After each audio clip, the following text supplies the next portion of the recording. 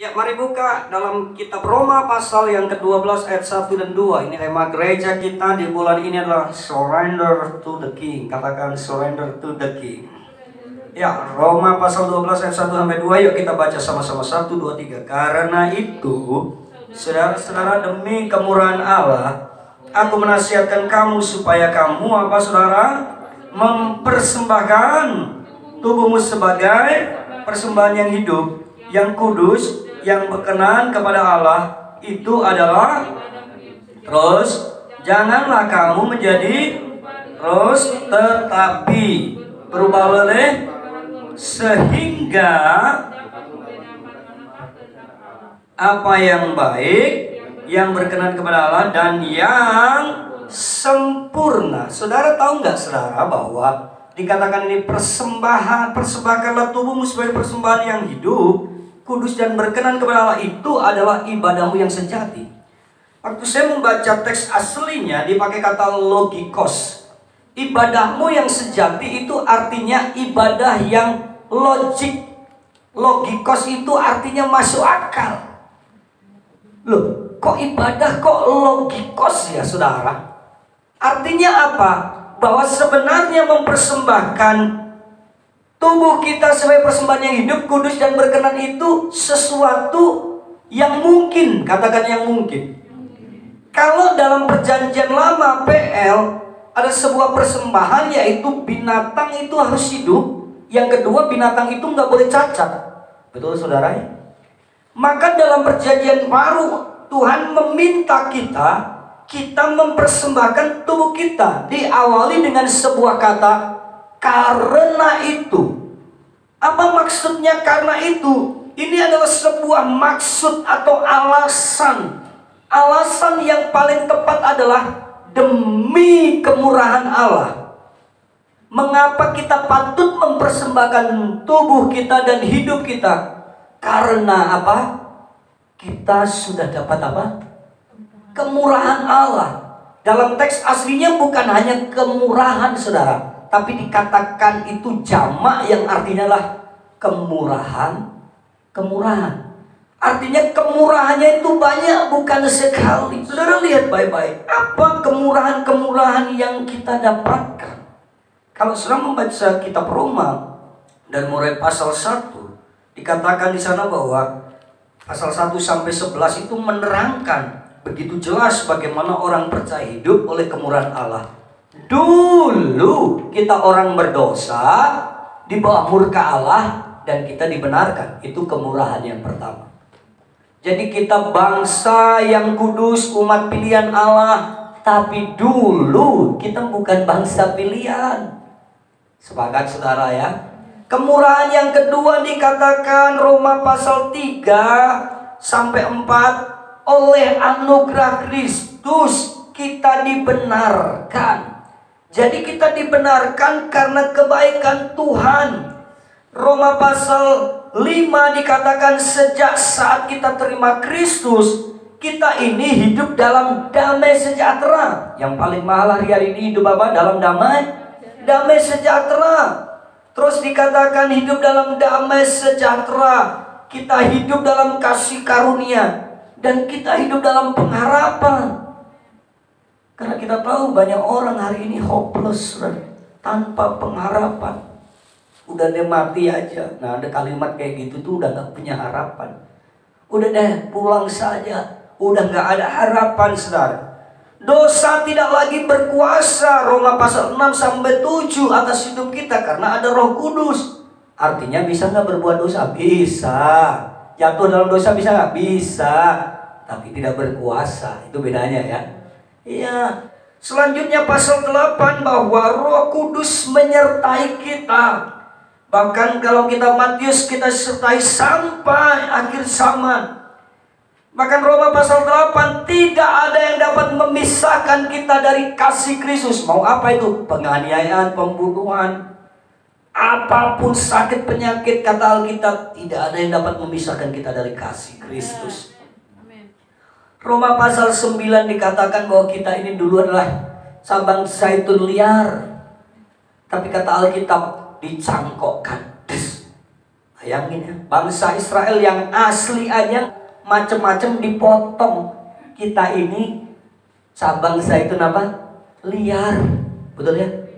Liar itu artinya sebenarnya kita nggak layak. Kita dilayakkan. Itulah kata Roma pasal 12. Kita ini punya kemurahan-kemurahan yang barusan saya sebutkan tadi. Dulu bangsa yang berdosa jadi benar. Setelah benar disertai Roh Kudus. Setelah di Roh Kudus kita punya damai, sejahtera, sukacita dan pengharapan. Kita juga adalah batang liar, ranting-ranting liar yang dicangkokkan sehingga bisa berbuah. Karena kemurahan-kemurahan itulah kita wajib, katakan wajib, mempersembahkan apa saudara? Katakan tubuh.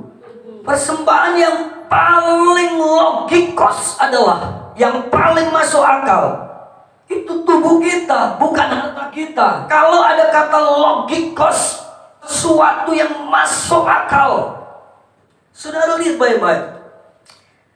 Dikatakan nih alasan-alasan itu jadi mempersembahkan tubuh kita ini yang paling masuk akal. Katakan masuk akal.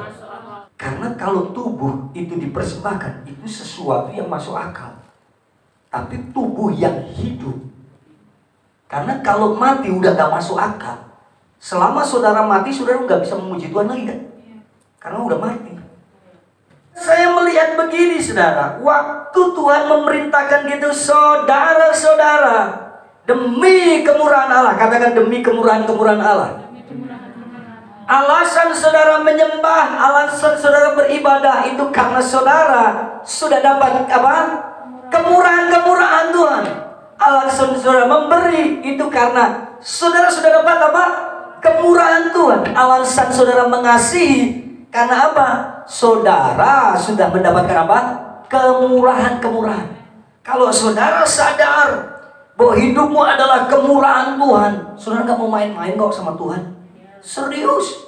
Saudara pelayanan gak akan main-main. Saudara mengasihi Tuhan gak main-main. Saudara mengasihi sesama pun gak main-main.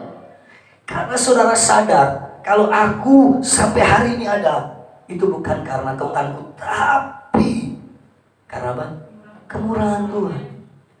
Saudara mulai sadarkan dalam benak saudara, dalam hati saudara bahwa aku hidup karena kemurahan Tuhan. Titik ini aku gak akan pernah main-main sama Tuhan. Saudara lihat baik-baik, apa yang harus dilakukan? Persembahkanlah apa saudara? Tubuhmu. Kata tubuh dalam bahasa Yunani pakai kata soma. Katakan soma. Kata soma itu bukan bicara tentang bagian tubuh material saja atau badan aspek kita ini, kaki, tangan, mulut. Nah, tubuh adalah representatif perwakilan dari seluruh kehidupan. Waktu Rasul Paulus membicarakan tentang tubuh, sebenarnya Rasul Paulus sedang membicarakan tentang ini, totalitas hidup.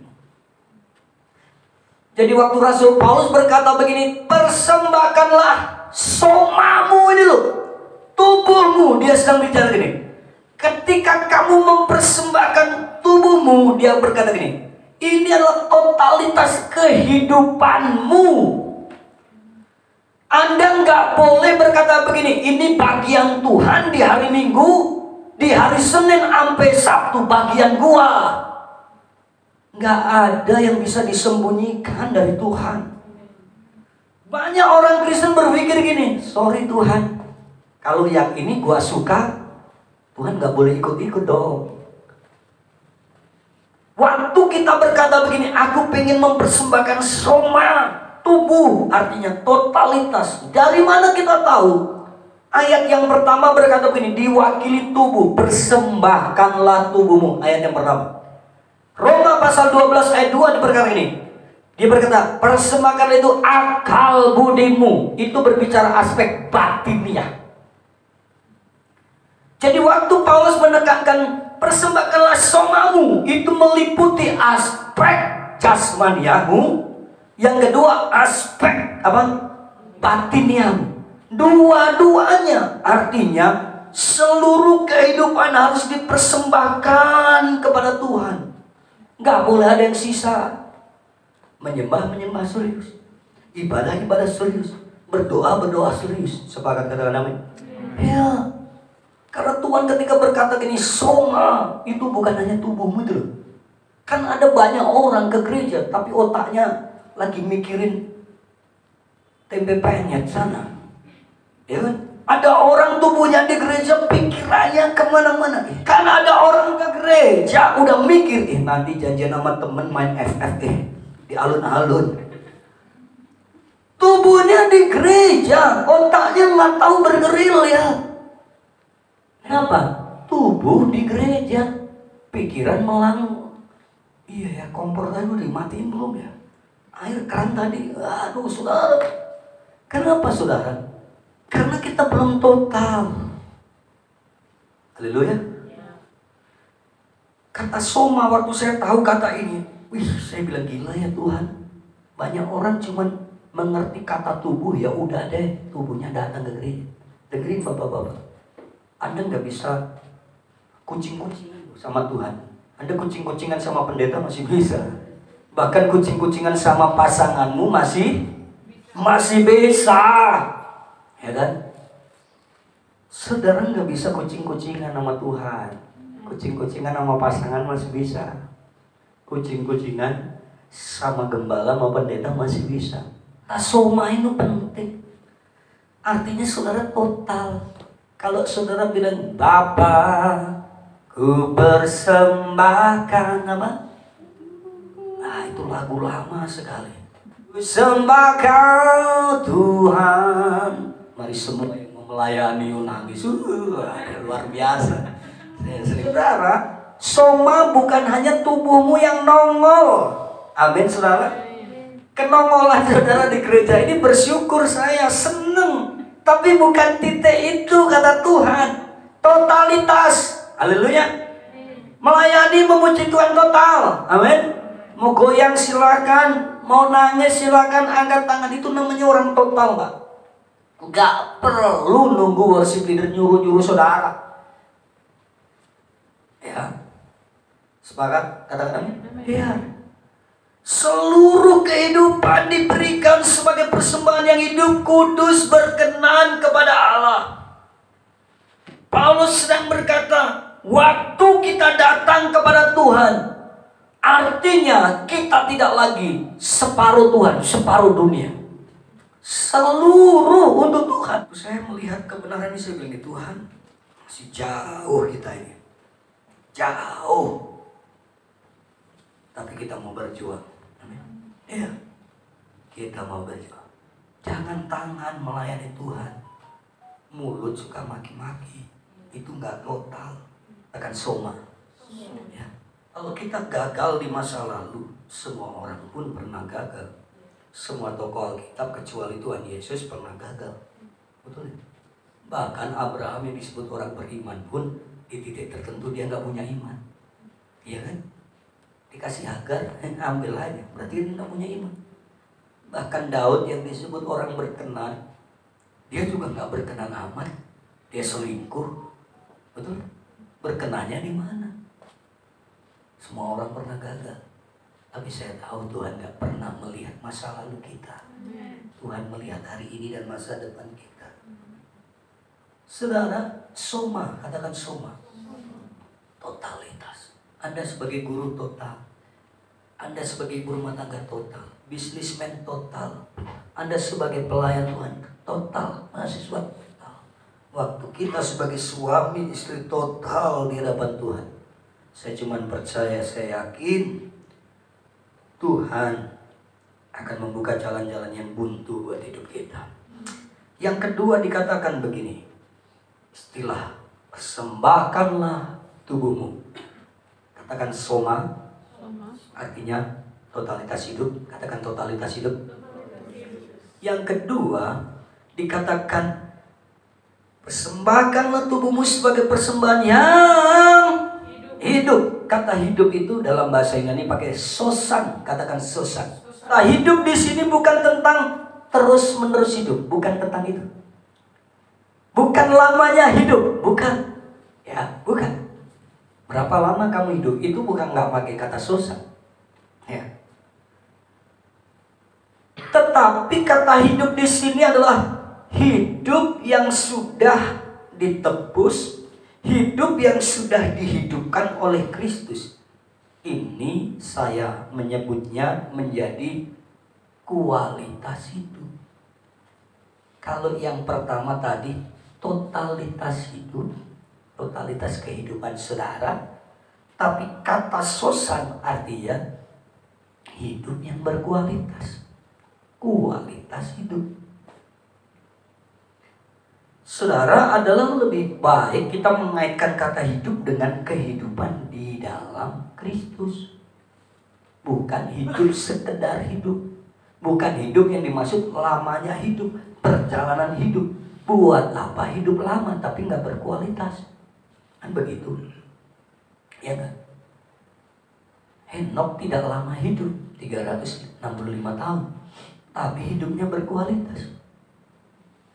Nah, lihat baik-baik. Kita sudah mati dalam dosa. Ya, dan untuk dosa. Katakan amin. Mati dalam dan untuk. Nah, melalui kematian dan kebangkitan Kristus, kita mulai hidup untuk dan bagi Allah. Bukan bagi diri kita sendiri. Karena itu Paulus dalam Galatia 2 ayat 20, bagiku, sekarang ini hidupku bukan aku lagi, melainkan siapa?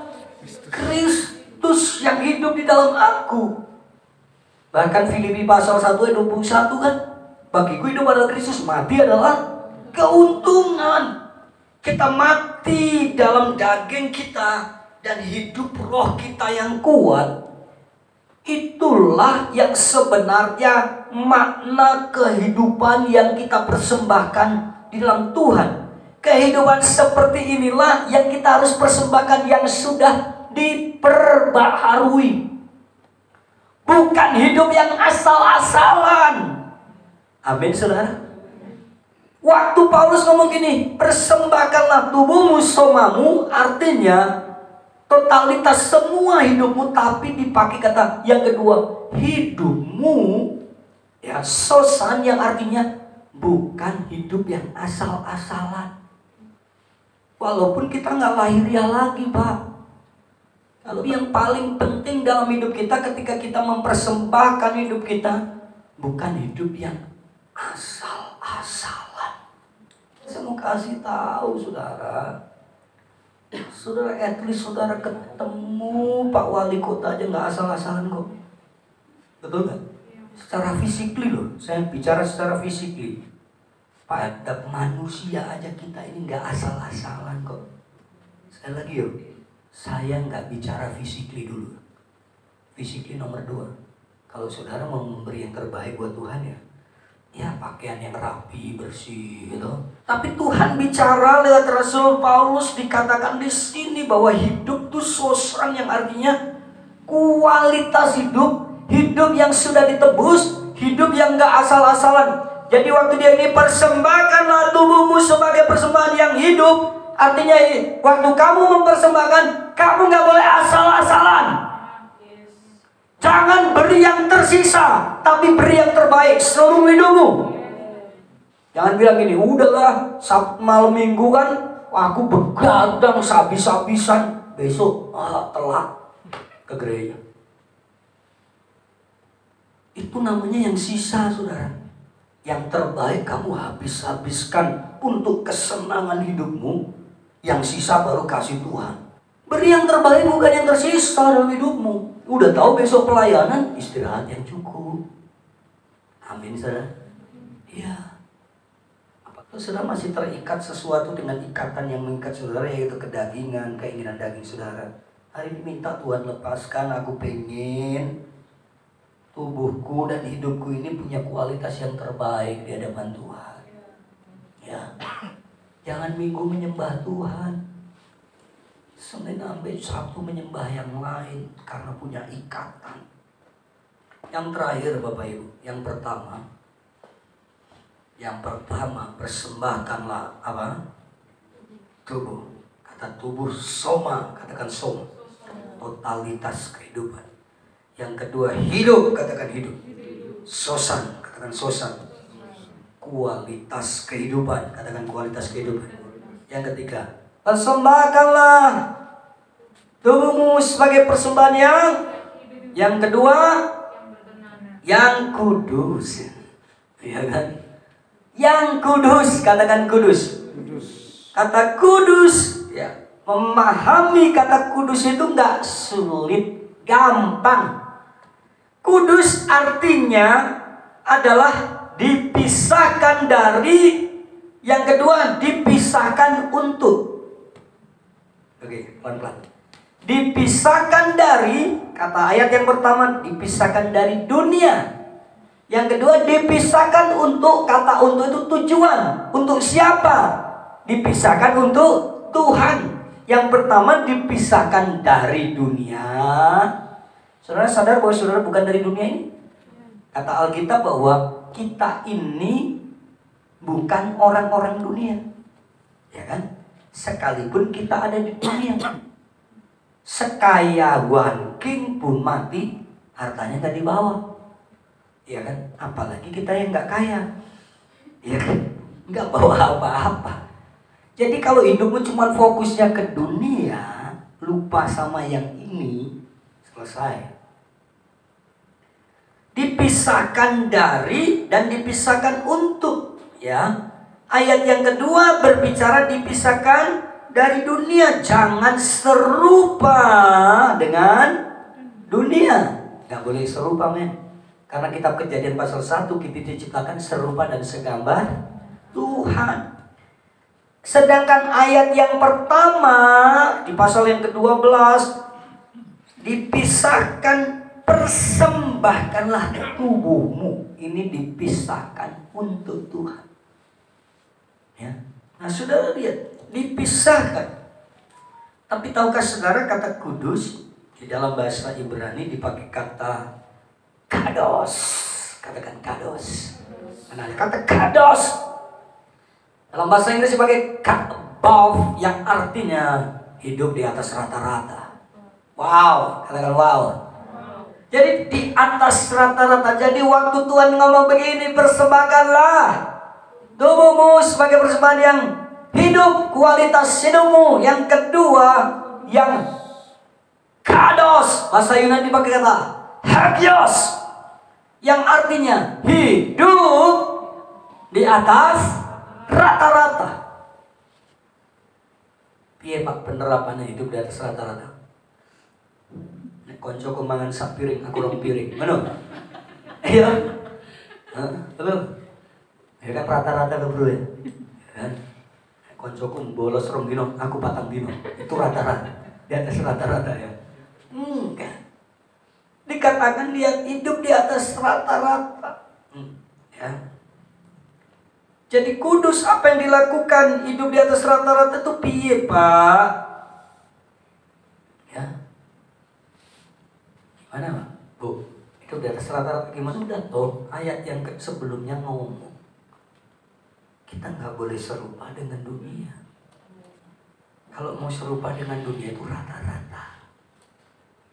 Gimana Pak nggak serupa dengan dunia? Tahu karakter orang dunia kayak apa? Udah bisa nebak. Nah, lambene ora iso diatur, ya kan? Dunia. Kalau ditegur marah, dunia. Dinasehati nggak mau, dunia. Nah, saya lihat bahwa hidup dan kudus itu merujuk kepada kualitas persembahan saudara. Betul kan? Sedangkan ditutup dengan kata itulah yang berkenan. Berkenan itu akibat. Berkenan itu dampak. Berkenan itu hasil.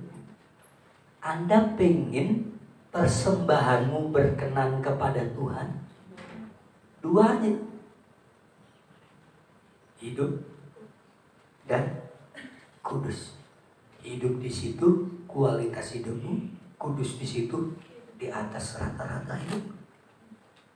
Ya, kalau dunia kompromi, Anda di atas rata-rata, aku nggak kompromi. Saudara, waktu saudara menghidupi firman yang sederhana ini, saya percaya beginilah, kemurahan-kemurahan yang berikutnya itu sudah menanti hidup saudara. Amin. Ya, saudara melakukan itu karena sudah dapat kemurahan. Waktu saudara mengerjakan yang sekarang, saya yakin ada kemurahan-kemurahan yang berikutnya yang akan saudara nikmati. Kalau saudara makin serius sama Tuhan, percayalah, Gusti mboten pikun. Ya. Gusti mboten pikun. Orang pikun tuh nggak enak, saudara. Anda kalau nggak serius sama Tuhan, Tuhan tuh ngomong gini, selesai, udah habis. Apa yang dibanggakan? Makanya kalau sama Tuhan jangan hitung-hitungan. Kalau Tuhan mau ambil, selesai, Pak.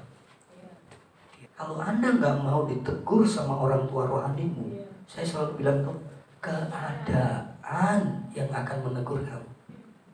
Nek keadaan yang menegur Anda, selesai, Pak. Saudara, saya nasihati bahwa saudara jaga kesehatan.